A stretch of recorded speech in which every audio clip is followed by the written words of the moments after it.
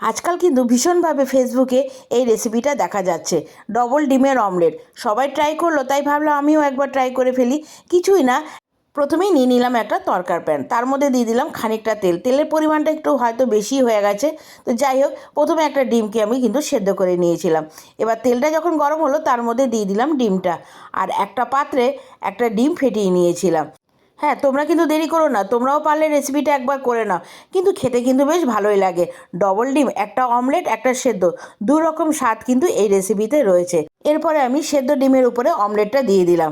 এবার অমলেটটা যখন একটু হয়ে আসবে, তার মধ্যে দেখো আমি কি কি দিলাম: কুচনো পেঁয়াজ, কুচনো ধনেপাতা, কুচনো লঙ্কা, টমেটো, যা মোটামুটি দেয় আর কি অমলেটে, সবই দিয়ে দিলাম।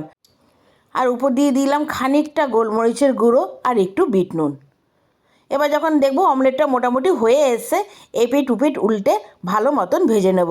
কেমন লাগছে রেসিপিটা একটু কিন্তু অবশ্যই আমাকে কমেন্টস করে জানাবে। তবে এই অমলেটটা কিন্তু তোমরা তরকার প্যানেই করো, তাহলে এটা করতে কিন্তু বেশ ভালোই সুবিধা হয়। তো দেখতেই পাচ্ছ, উপর দিয়ে একটু বিটনুট আর গোলমরিচের গুঁড়ো ছিটিয়ে দিয়েছি। ব্যাস, অমলেট রেডি। গরম গরম সার্ভ করলাম, দারুণ লাগলো খেতে। ভালো লাগলে একটা লাইক, কমেন্টস আর এটা বন্ধুদের সাথে বা আপনজনদের সাথে শেয়ার করে দিও। হ্যাঁ, রেসিপিটা তোমরা কোথা থেকে দেখছো? ফেসবুক থেকে? তাহলে ফলো করে পাশে থেকো।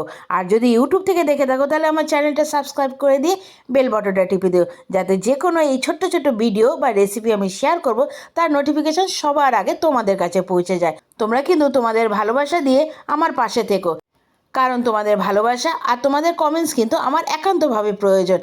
আর আমি কিন্তু চেষ্টা করি খুব অল্প উপকরণ আর অল্প সময়ের মধ্যে রেসিপিগুলো করার, যাতে তোমরা এই রেসিপিগুলো একবার হলেও বাড়িতে ট্রাই করতে পারো। তো কেমন লাগলো অবশ্যই কিন্তু আমাকে কমেন্টস করে জানাবে।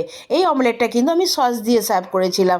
আবার আসবো একটা অন্য রেসিপি নিয়ে, তোমরা সঙ্গে থেকো। তোমরা ভালো থাকো, সুস্থ থাকো, এখনো যেন টাটা।